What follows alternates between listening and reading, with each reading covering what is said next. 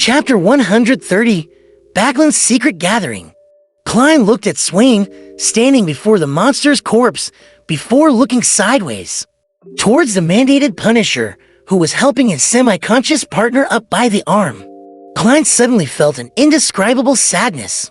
It was almost impossible for members of the Night Hawks, mandated Punishers, and the machinery hive mind to be known as heroes. The things they did were never made known to the public, but only hidden in confidential dockets. But the danger and pain they endured were ever so real. Perhaps there would be a day when my enemy will be one of my teammates. Klein sighed silently. He felt the heavy weight that all Night Hawks, mandated Punishers, and machinery hive mind carried. At that moment, old Neil let out a sigh. Let's go. Let's not disturb them. Okay. Klein picked up his cane. Just as he widened his stride, he suddenly noticed that old Neil was still holding his left hand. He asked, concerned, "Are you hurt?" Old Neil chuckled briefly before saying, "I got stabbed by one of the shrapnel earlier. If I was still young, I definitely would have been able to dodge it. Luckily, it's just a small cut." He moved his right hand slightly to let Klein see the tiny wound that was still lightly bleeding on the back of his left hand. After he confirmed that it wasn't a big issue, Klein walked off along the gangway as he sighed. "Mr. Neil, you're much calmer than I imagined. Despite being less than 2 meters away from the monster, you could still chant the incantation calmly and use the charm." Although the rampaging mandated Punisher had leaped towards Klein in the form of a monster, old Neil was physically very close to him the entire time. Old Neil chucked at the compliment. "I'm an experienced Night Hawk. Among the dangerous things that I've done, what happened just now isn't even in my top 10. Once, when I was patrolling Raphael's cemetery with Dunn, I had no idea that a corpse had turned into a zombie and left its tomb to lie in ambush in the shadows of the trees. I passed by without noticing it at all since I was looking for some hidden spot. Heh, you know what I mean. In the end, he leapt onto my back and seized my throat." Klein felt gripped by terror when he heard the recollection as he voiced out his guess. "And under such a situation, you were still calm enough to use a charm? Or did you use some spell that a mystery prior could cast quickly?" Old Neil stole a glance at him and chortled. "No, Dunn managed to drag that zombie into a slumber in time. I'm telling you this story to tell you that, as a Night Hawk, you not only have to believe in yourself, you also have to trust your teammates too." Klein fell silent for a few seconds. Then, he replied both sincerely and jokingly, "Mr. Neil, you are so wise today." Old Neil did a tiny hop and found his footing on the pier. He replied in disdain, "That's because you only get to know the most trivial side of me usually." The two of them left the harbor and walked towards Evil Dragon Bar. Klein put away his revolver, set his cane aside, and took off his jacket. Under the light of the gas street lamp, he started checking if there was any damage to his jacket. How lucky! There are only a few splinters and a patch that got dirtied. He removed the splinters and roughly patted the dust away. Then, he put it back on.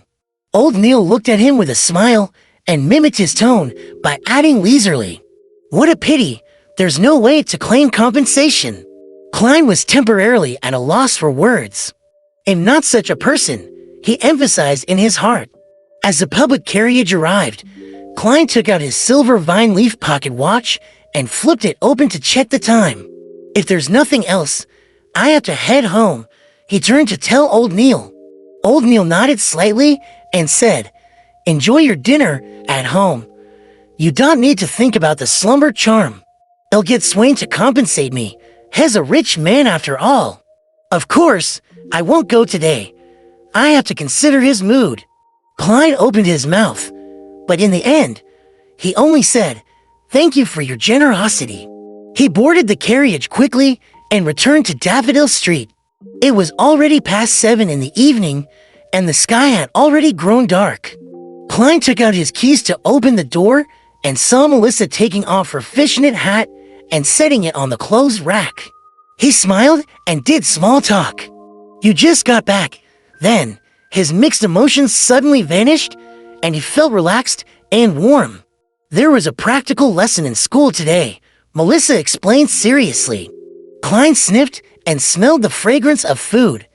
He was stunned and asked subconsciously, "Then, who's cooking dinner?" The moment he finished his sentence, both of them answered the question in unison, "Benson." Their tone had a hint of alarm. Benson, who had heard their conversation, walked out of the kitchen. While wiping his hands on an apron, he said, "Do you have no confidence in my cooking?" I remember that before Melissa learned how to cook, you two would wait for me to come home and watch me cook with anticipation. Actually, cooking is so easy. You want potato beef stew. Put in the beef first, then the potatoes, then add some seasoning. Klein and Melissa exchanged glances and remained silent. Putting aside his cane and took off his hat, Klein turned around and smiled. "I think it's time to hire a maidservant. It's very unhealthy to not eat dinner on time, but I don't want to have a stranger next to us when we chat. That'll make me feel uncomfortable," Melissa said, subconsciously finding an excuse to object. Klein spoke with a smile as he took off his jacket. "I don't mind." Just then, his expression froze, and he stopped what he was doing. "I almost took off my jacket. I still have a revolver at my armpit." He cleared his throat and pretended nothing happened. "Don't mind her. When we get home, we can let the maidservant rest in her room." "I doubt any maidservant would dislike resting. HMM, we must find a maidservant who's willing to learn how to cook." He didn't want to endure the torture of a cuisine that left him guessing in the future.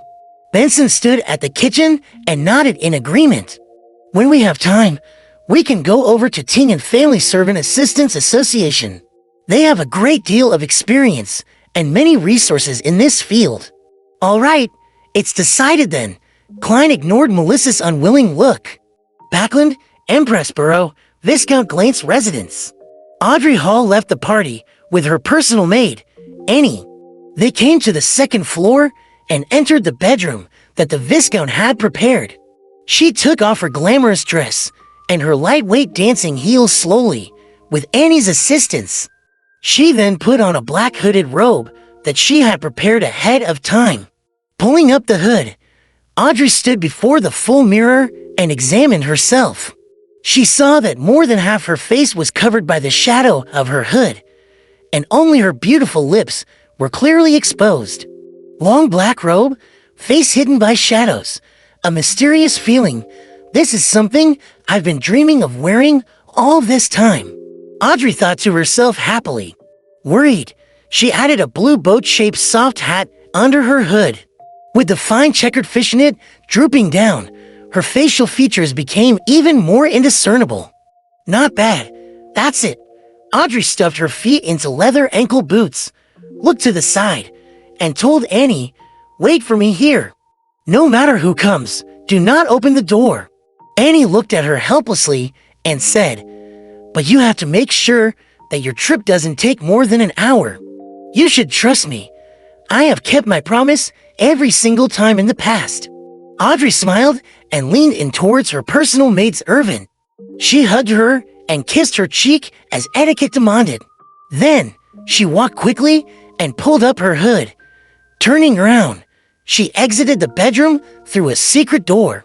She walked all the way down and came to the side door of the Viscount's residence, where she saw that there was already a carriage waiting there.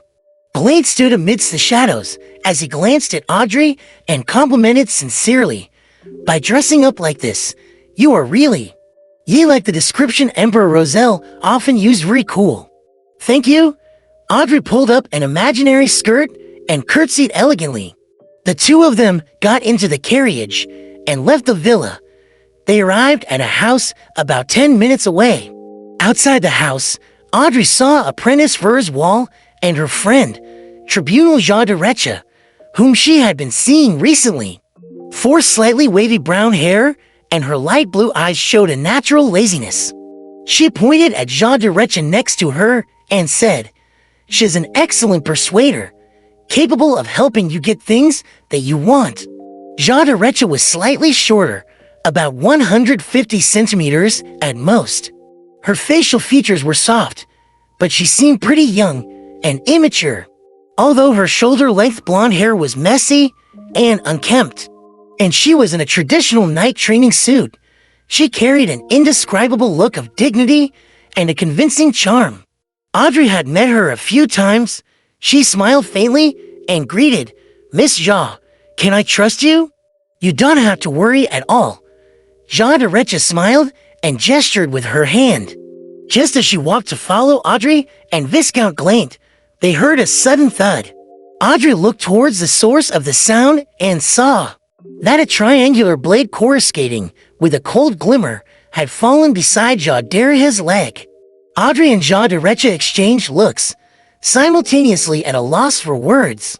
After nearly 20 seconds, Jean de Reche quickly squatted and picked up the triangular blade and hid it on her body. "We have to prevent the occurrence of an accident.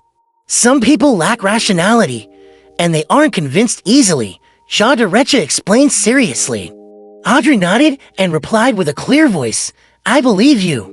These are tools to convince those Asterisk stards to talk to us calmly," Furs added, looking sideways at the grass plains. The quartet didn't continue conversing and walked a few steps forward. They knocked on the wooden door with 3 long and 2 short knocks. The door squeaked and opened.